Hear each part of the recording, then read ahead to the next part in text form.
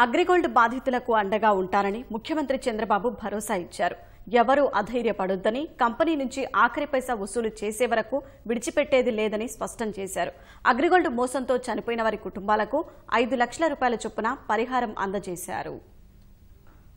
అమరావతి ప్రజా దర్బార్ హాల్ వేదికగా జరిగిన కార్యక్రమంలో అగ్రిగోల్డ్ బాధిత కుటుంబాలకు ముఖ్యమంత్రి చంద్రబాబు చెక్కులు పంపిణీ చేశారు. మొత్తం 43 మందికి 5 లక్షల రూపాయల చొప్పున 2,15 లక్షల రూపాయల మొత్తాన్ని అందజేశారు.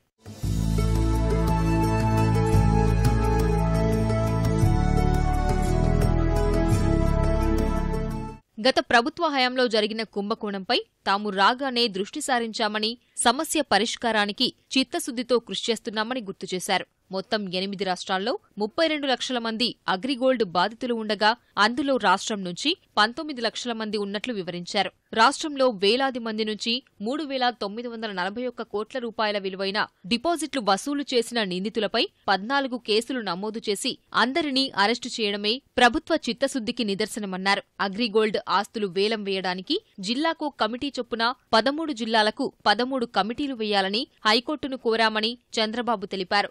అగ్రిగోల్డ్ బాధిత సంఘం కమిటీలు వేసుకుని కోర్టు కేసులో కక్షిదారుగా చేరాలని బాధితుల సంఘం నేత ముప్పాళ్ల నాగేశ్వరరావును సీఎం కోరారు.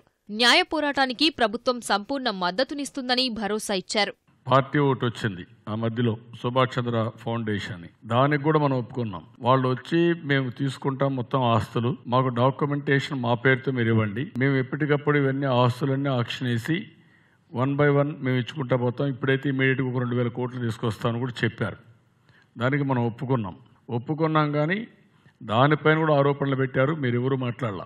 ఏం ఆరోపణలు? నేనేదో 30,000 కోట్ల రూపాయల ఆస్తులు ఉన్నాయి, ఆ 30,000 కోట్ల రూపాయల ఆస్తుల్ని తెలుగుదేశం ప్రభుత్వం, తెలుగుదేశం పార్టీ నాయకులు కొట్టేస్తున్నారని. ప్రతిపక్షంలో ఉండే నాయకులకు బాధ్యత లేకుండా ఏదో అక్కడ 30,000 కోట్లు ఉన్నాయి, 50,000 కోట్లు, ఒకవేళ 30,000 అవసరంలా మీ అందరికీ డబ్బులు ఇవ్వనండి, ఆ నాయకుడు రమ్మనండి, అతనికి ఇచ్చేస్తాం, మొత్తం ఆస్తి ఇప్పుడే ఇచ్చేస్తాం, కోర్టును కూడా మనం మెప్పిద్దాం. అగ్రిగోల్డ్ సమస్యపై ప్రతి మంత్రివర్గ సమావేశంలోనూ చర్చిస్తున్నామని ఉప ముఖ్యమంత్రి చినరాజప్ప తెలిపారు. ఎప్పటికప్పుడు కేసు పురోగతిని సమీక్షిస్తూ తగిన చర్యలు తీసుకుంటున్నట్లు వివరించారు. మీరు ఎన్ని ఇబ్బందులు పడుతున్నారో మేము ఎప్పటికప్పుడు మేము చూస్తున్నాం జరుగుతుంది. మన ముఖ్యమంత్రి గారు కూడా మీ ఇబ్బందులు చూసి ప్రతి నెల క్యాబినెట్లో అగ్రిగోల్డ్ గురించి డిస్కస్ చేసి సిఐడి హెడ్ని తీసుకొచ్చి డిస్కస్ చేసి కోర్టులో ఎలా ట్యాకిల్ చేయాలి, కోర్టులో ఎలా మాట్లాడాలి, మనం ఎలాగా ఆస్తులు జప్తు చేయించి మీ డబ్బులు మీకు ఇవ్వాలనే ప్రయత్నం జరుగుతుంది. ఇక్కడ మీ ధైర్యం చెప్తున్నాం, మాది బాధ్యత.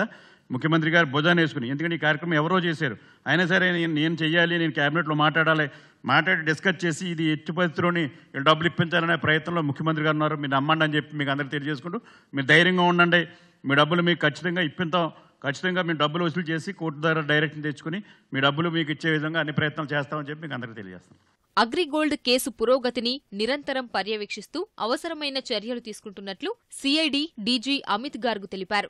ఆస్తుల వేలంలో వచ్చిన డబ్బును ప్రాధాన్యతా క్రమంలో దశలవారీగా పంపిణీ చేస్తున్నట్లు చెప్పారు.